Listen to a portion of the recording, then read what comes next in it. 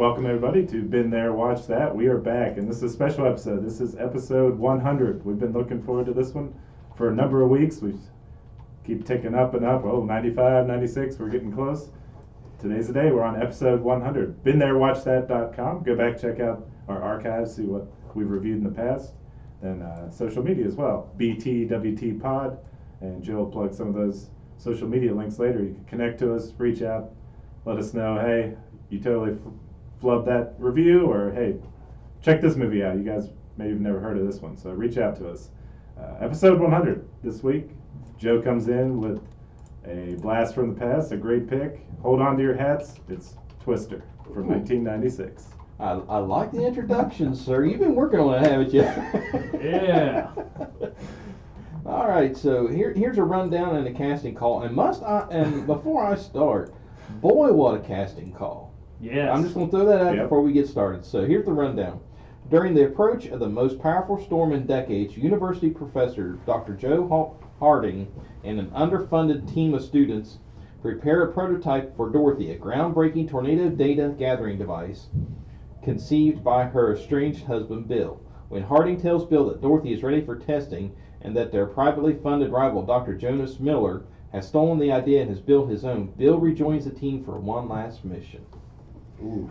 The movie stars Helen Hunt as Dr. Joe Harding. She's known for Mad About You. Bill Paxton plays Bill Harding. He's known for Aliens and Apollo 13. Jamie Gertz plays Dr. Melissa Reeves. She's known for The Lost Boys, Still Standing, and 16 Candles. Carrie Elwes plays Dr. Jonas Miller, which I did not recognize him. You did not? No. I knew the voice sounded familiar, but I could not place it. He's known for The Princess Bride, which is in our archives, Robin Hood Men in Tights, and Saul. Philip Seymour Hoffman, which I didn't recognize him either on this one. Really? Yes. Dusty. Yes, and he's known for Capote and the Hunger Games movies. Alan Ruck plays Robert Rabbit Nurick, and he's known for Speed, Star Trek Generations, and Ferris Bueller's Day Off, which is another one I did not catch. And there was a lot I didn't catch. Yeah, this is a big name. Yeah, Sean Whalen plays Alan Sanders. He's known for That Thing You Do and Never Been Kissed. Scott Thompson plays Jason Preacher Rowe. He's known for the Police Academy movies and Fast Times at Ridgemont High. And last but most certainly not least, Zach Greener plays Eddie, and he's known for Fight Club. And that is your rundown. And boy, just heads up, guys, when we get to Would You Rather, man, I got a list for Would You Rather. Oh, yeah, this could be easy. Yeah. There's so many names in this and so many different characters. I thought Louise Smith, who plays Meg Green, Aunt Meg. Yes. She's in a lot of movies. Jeremy Davies, who plays Lawrence, he's in a lot of different movies, just as Beeline characters. Todd Field, the same way. Mm-hmm. Yeah, Joey Slotnick, who plays Joey, he's in a lot of different movies. So, and Jake Busey, which he's in this. That's Gary Busey's son. Really? Yeah. What was he at on there? He's a lab technician. Okay. So I'm not sure what role he played. But yeah, Patrick Fischler, the communicator, he's a part of Jonas's team. He's in a lot of Beeline movies. So still, even as you go down the character list, a lot of people in this still. Yeah, I just could not believe. And the crazy part of this, we're not talking like a list of A-list actors. I mean, we're talking a cast of solid actors. Oh, I mean, yeah. We're not talking, George Clooney, Tom Cruise. I mean, we're not beat over the head with A-list actors, but we are just chock full of solid actors. Yeah, yeah. It has a good group. Good group. So, did anybody stand out to you? Because I mean, you're right. There isn't like a Samuel L. Jackson in this. That's the ringer. There isn't a ringer. Yeah. So, did anybody stand out to you though? Like anybody capture your heart and just be like, oh yeah, that's cool. Of the side characters? Yeah, sure. Yeah. I think for me, like Dusty stood out. Like I Yeah. like Philip Seymour Hoffman. I liked him in Almost Famous. Mm-hmm. But I thought just his. Like they had a sporadic group of knuckleheads, like a misfit group of meteorologists all stuck together. Yes. And I thought he was kind of funny because he was always just smiling and laughing. Yeah. Like, they're in a situation that's super dangerous, super scary, people lose their lives, and yet he's maintained his optimism. So Yeah, that kinda got me. yeah. I love how Bill pulls up and he tells his fiancee, he's like, Dusty, tell her how the way you are. Yeah, And the whole movie, I'm sitting there thinking, what is Dusty's role in this other than just being the comic relief? Yep. Because we rarely never see him really doing anything. Yeah. Not that it's a bad thing. Yeah, he drives the bus, and it's hard to tell. The other guys give directions and monitor the storm, and then you got Dusty. Yeah. Get on the school bus. I'm like, okay, well maybe he's CDL certified and he can drive the school bus. Like that's the only reason I can see him being part of any of this. Yeah. I thought it was good. I thought Helen Hunt had a little, bit of an anal attitude about her that made her a doctor and made her, Yes. knowledgeable, and yet you had this group of misfits that didn't take anything serious. She was the serious component. Yes. And then Jamie Gertz was the knucklehead counselor, the psychologist or psychiatrist, and she's still trying to do counseling while in the middle of this emergency. And, I was like, she kind of has that, a little bit of a knucklehead about her. Yeah, and I gotta say, it's been a long time since I've watched this movie. It was a big deal when it came out. I definitely remember it from when I was younger. Yeah, I think I still have a VHS of it somewhere. Oh my gosh. But Jamie's character, Melissa. Yeah. I used to just despise her. Like, and watching back, and I don't know why. It was just one of those things. I just couldn't stand her character, and then now I watch him like, that poor woman. Oh yeah. Is she got the shaft at the end? She's all prim and proper, and the rest of the crew is just, let's go chase this. Yeah, I think that's why I didn't like her, because she was completely out of her element. But this poor woman, she literally, in the span of, the whole intention was to go get the divorce papers finalized, and in the span of less than 24 hours, she loses all not financially or anything like that, but loses her guy. Yeah, loses her guy for his old flame within hours. Yeah. Days, 2 days, and it's over. Yeah. Well, and that's the whole conundrum. Is this movie? This is what I liked about it. Is it had the action. You get dirty, you wreck trucks, you blow stuff up. Cows flying through the air. But then you got this underlying, romantic story of Bill Paxton, or Bill Harding, I guess his name. He has to make a decision: fall back into his old ways and try to make it work, where he's comfortable, he's familiar, or go with this new lady that's a sugar mama, smart, elegant, and be more, like he showed up in the suit coat, and they all comment on his, yeah, nice coat you're wearing. Yeah. You changed teams, yeah. So all the sarcastic comments towards him, poking fun at him. So, and then his nice new truck. Look at that new truck. So I enjoyed that aspect of it. This had a little bit of everything. But I gotta say, I didn't realize this. Sean Whalen's on TikTok, and when Twisters, the new movie's out. Yeah, it just came out this summer. Yeah, a lot of people started asking about the original. Yeah. And he said, so he went and watched both of them, and he said the difference between the two, he said the original one, he said was more scientific, heavily, dealt with. He said because they had a lot of meteorologists and storm chasers and stuff like that working with them for that movie to make sure everything was close to accurate as possible. Where I guess this new one, see, I thought it was a sequel, but I guess it's a remake. Oh, okay. Yeah, so I'm kind of hesitant on watching that. I don't have any desire. After watching this one especially, I'm like, I don't want to ruin it. If it was a sequel, there's a couple plots that you could probably set up and make it believable, make it a sequel. But completely redoing a classic like this, I have a hard time to. The movie posters, it's almost like they copied and pasted. They just they're trying to take that classic, Twister with the Twister in the background and them running from the original, and they just pretty much went with that exact same look for the new one. Right. So they said that the first one was more scientific, more try to be as close to accurate as possible. Where this one was kind of more of a love story, action, whatever. Scientific-y type terms being thrown around in this one. Yeah. And I did see this interesting. After Bill Paxton died in 2017, Spotter Network choreographed 200 storm chasers to spell out BP with their GPS tracker blips on a radar display to honor him. This kind of tribute has only been done 5 times before, and this was the first time it had been done for someone that was not a storm chaser. Really? Yeah. Wow. I thought that he passed away. Yeah, I forgot about it until I read it last night. I was like, oh yeah, he did. But I read that, I was like, that's cool. Well, Crichton and Martin, who were a husband-wife duo, were paid $2.5 million. And at the time, that was the most expensive screenplay ever written to turn it into a screenplay. But boy, what a return on... I've not looked at the numbers, but it had to be a return on investment. And I did find... Second biggest movie of the year, that year. Twister was the first movie released on DVD and the last one released on HD DVD. No way. Yeah.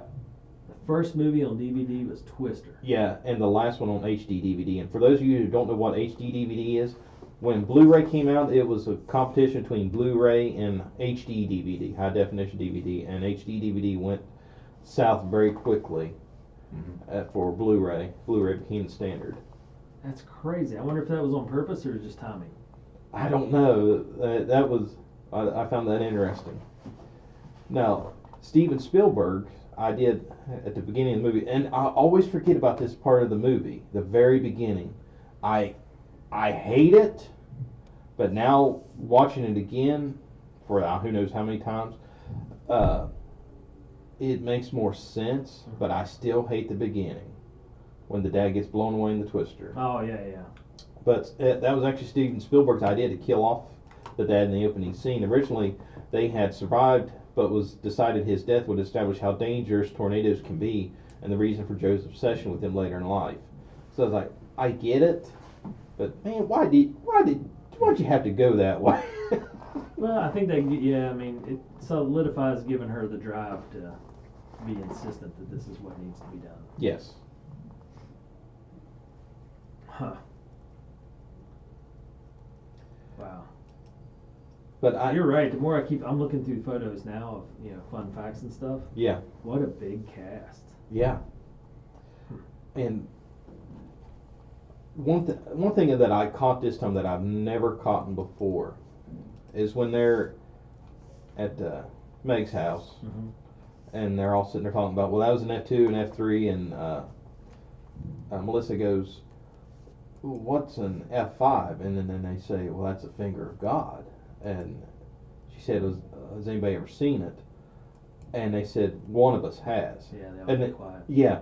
I took that as they saw one and one of them died. Yeah. Until this time I figured it out. No. She was a little girl. Yeah, Joe was the one that saw it, and it was her dad. I never made that correlation before. I always thought that like they had lost a crew member on one of their chases to an F5. I didn't realize it was Joe. Yeah, I really I thought Jonas played his role well. A little bit of a pompous know-it-all. Oh, I hated him. Yeah. Drove everybody in to die. And then it made me hard to hate him once I found out who he was. Yeah.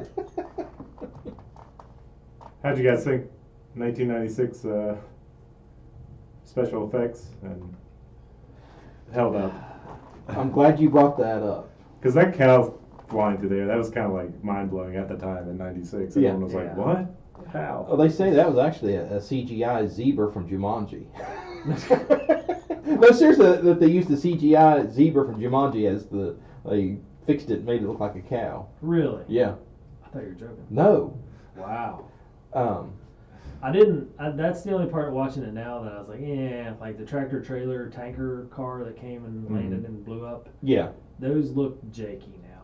Well, the first tornado at the very beginning, well, not the first one. Okay, the first one when Joe's an adult, when her and Bill were underneath the bridge. Yeah. You could tell that one was CGI. The high definition modern gloss and glamour on this to the point it was bothered me to the point I'm like, I'm gonna go break out the VCR. I'm gonna go find the VHS tape and watch it in its original format so then I can get that grainy, a little bit of grainy. Yeah, a little grainy because I don't want to see the pixels of the tornado. Yeah. So Justin, what was your thoughts on the 1995-96 CGI? Oh, you said it perfectly because I kind of forgot about that first tornado. I was like, okay, that was not very convincing, but yeah, it didn't take it out of it too much. I was still because the characters are so entertaining. Yeah, and they shot the film all over Oklahoma and Iowa. Curious to see how the new one looks. I bet you would think the pretty good. CGI's realistic. got better. But will future people say it looks janky? Who knows? Yeah. Now they did. The movie was actually shot as a rated R film, and for its profanity and grisly or wound details, but they edited it down to a PG-13 in post-production, and which caused a lot of scenes with Carrie Ellis and Philip Seymour Hoffman to be left out on the cutting room floor, and other profanities in the film were muted or replaced to secure the PG-13 rating. Which I wondered, because when Joe's sitting on top of the van and playing that satellite, and all of a sudden it sparks, I'd have bet money that she dropped an F-bomb. Right. Because you just hear the start, and then come to find out, yes, she did. They cut that out to make sure to keep it in that PG-13 rating. Wow. There's so many little factoids behind movies that it's pretty interesting. There was a Tip Twister Museum out in Oklahoma. Really? Maybe it's still there. Yeah, it's still there.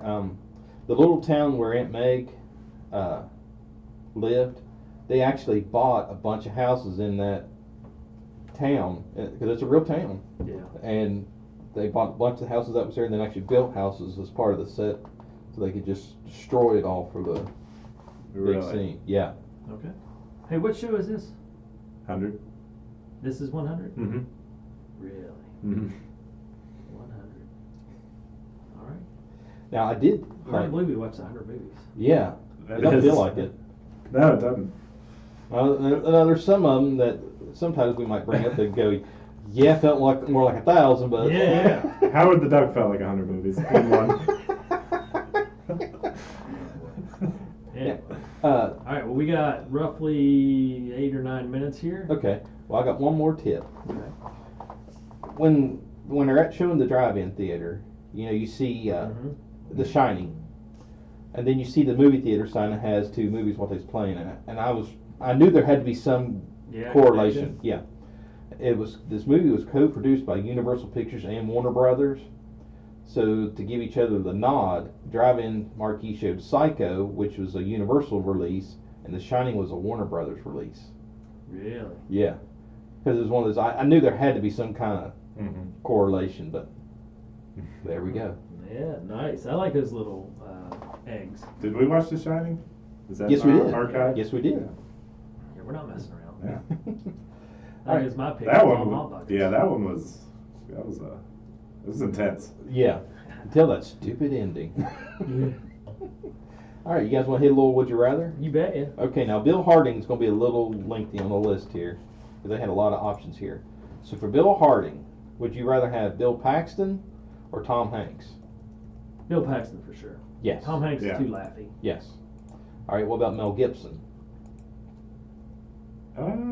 This is right around Lethal Weapon era. Yeah, too actiony maybe. Like I felt like Bill kind of played between a nice guy and a driven guy. He played a nice little mix. Right. I don't know that Mel Gibson has that because he seems to have just straight out action or straight to like Lethal Weapon. He had some funny quips here and there, but not a lot. Right. Kevin Costner. I think Kevin Costner can play it. Justin? I agree. Yeah, that might be the closest approximation that you could swap out. He kind of plays those dramatic roles well. Dennis Quaid. He's not pretty enough. I love the logic. Well, I mean, honestly, because you got Helen Hunt and Jamie Gertz, who both are very pretty ladies. Yeah. Dennis Quaid's a goober. I mean, he's always going to have that role, which he looked good in Days of Thunder. He looked professional and stuff, but he's still a little bit of a goober. You got to have somebody that you could believe would, run this ship of meteorologists and know stuff. Right. John Travolta. I don't know. It just seems like too city. Yeah, or something. Yeah, you got to be able to get dirty. Yeah, I couldn't see him doing it. No. Richard Gere. Yeah. Maybe Richard. I'd say I think he possibly pull Richard in. Yeah. John Cusack. No, too sad. Yeah. Nicholas Cage. No. Oh gosh, no. He couldn't act his way out of a wet paper bag. Pig. In our archives. Yeah, I go back, and the more I think about his movies, the more I think there's not that many good ones. National Treasure's probably the best. Yes. Bruce Willis. Nah, too actiony. Val Kilmer. Maybe. Maybe. Back in the day, he was. He was Yeah. pretty high ranking then. Mhm. Kurt Russell. I don't know. And last option, Michael Keaton. Kurt Russell might be able to pull it off. Kurt Russell might be able to pull it Yeah, off. I would agree. I would say Kevin Costner and Kurt Russell are my two that I could see in this role. What about Michael Keaton? I don't think so. He's like Tom Hanks. He's more. Yeah. I mean, he did play some scary roles, but he's kind of like the both ends of the spectrum. Super funny or super scary. Yeah, it's hard to get him. Kind of like Robin Williams. You know, Robin Yeah. Williams played a bad guy. Oh, 1 Hour Photo. Yeah. Yes. And I was like, what in the world? You just ruined Bill Murray for me forever. You know, Robin Williams. These guys must have a secret dark side. Yes. Oh, that is one of my favorite Robin Williams films. Mhm. Period. Yeah, yeah, Just he's because not it's just the Okay. creeper factor. Gosh, that's a lot of would you rather's. Yeah. All right, for Melissa Reeves, would you rather have? All right, hold on here. Jamie Gertz or Laura Dern? I gotta go with Jamie Gertz. I'll be honest. I felt like she played the role well. She had that speech and kind of talk about it that said "city." Yeah. And she dressed nice. She dressed elegant. I think she pulled it off. So I'd have a hard time replacing her. And probably the same thing for this next one. For Joe, would you rather have Helen Hunt or Laura Dern? I'm still going with Helen Hunt. Yeah, I'm I think she was right on the money. well, the only Sophisticated, pretty, but yet got dirty. well, Laura Dern was the original pick, but she refused to dye her hair. Really? Yeah, she was the original pick, but she refused to dye her hair. And they're like, okay, next. Huh. So, for Dusty, now this is going to be fun. Would you rather have Philip Seymour Hoffman or Garth Brooks? Well, hold on. Let's go back to Laura Dern. Okay. Holding back. She looks a lot like Helen Hunt. I didn't. Yeah. I kind of had a picture of her in my head, but now that I pulled her up, by golly, but her hair is blonde in this movie. Huh. Anyway, it doesn't matter. Yeah. They are very similar. Yeah, Okay, at the I'm still time- going with Helen Hunt though. Still Helen Hunt. Justin? Yeah, let's stick with Helen Hunt. All right, you said Dusty. Now, Garth Brooks. Yeah, has Garth he Brooks ever is acted? Garth Dusty. Brooks. Oh my gosh. I didn't even think that was an option. Yeah, why? That's crazy. And apparently, now, and this next one's just as wild. Mark Cuban. How did what? Yes. Hey, we want you guys to guest star as this goofy, drives a bus, but not necessarily a meteorologist character. Yeah. Nah, Philip Seymour Hoffman knocked this one out of the park. Yeah. Mm-hmm. All right, now last option. Now, this one is going to stir up maybe a little discussion. Chris Farley. Too comical, I think. Is he though? Hold on, Justin. Is he though? Has he Look at played? Dusty. Look at Dusty. You gotta be a little bit smart though. Dusty gave off that vibe that he was a goober, but he was intelligent. Now, I don't know that I've ever seen a role that Chris Farley played where he wasn't that character of, But could this have been the opportunity for him to? Maybe. It definitely could have been, but Yeah. without one already in his stable, I don't know that I could see it. Would have been cool to see, I Yeah. guess. Yeah, Maybe. because now that I'm seeing Chris Farley as an option, I'm like, I could possibly, I would love to see him as an option for Dusty. I'd like to see the casting call of him trying. Yeah. Yeah. Yeah. Because I mean, he might, it might be a Robin Williams, Yeah. See, that's out of what the dark Stoker type deal. Yeah, where that- you're like, ooh, he does have that. that's where I was going was, Yeah. maybe I- there's some depth there that we never got to see that Yeah, yeah. this could have pulled I- it out. I can't see him taking his place without seeing that first. Yeah. So yeah. Okay. And last character, Jonas. Would you would you rather have Carrie Elwes or Christopher McDonald? Ooh. Jonas was such a good name for that character. Yeah. I just Yes. liked it. That fit really well. Yes. Jonas, you scoundrel. Yes. And the reason Christopher didn't take the job because he was working on Happy Gilmore at the time. I gotta say Carrie Ells though. His voice, his demeanor, You know, he's got that pretty boy look. He Yeah. looks like a pretty college boy that, you know, is just a jackass. Yeah. And you're like, yep. Even though I loved him in Princess Bride as the good guy. Yes. But it was Yes. because of his voice, but he used his voice here to portray the same thing. Yeah. Yeah. Tall, handsome devil gives you that little smile. You know, yeah, you don't know what I know. Yeah. All right. What about Alec Baldwin? Ooh. Yeah. I can see Alec Baldwin doing that. Yeah, being just pompous enough. Yeah, and he's got that look. And I think, and this is setting the bar pretty high. I think you could hate Alec Baldwin a little bit more.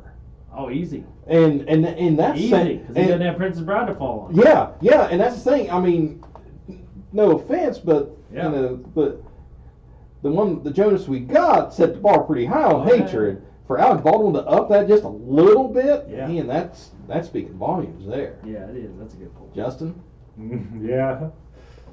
No, he could pull it off. what about Peter Green? I gotta Google that one. Nah, I don't think so. Don't think so.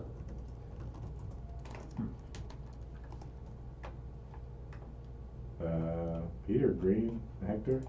Yeah, he was in The Mask, Oh yeah. Pulp Fiction. Yeah. I think he's got a little bit of a too mean a look about him. Yeah. He plays a good bad guy.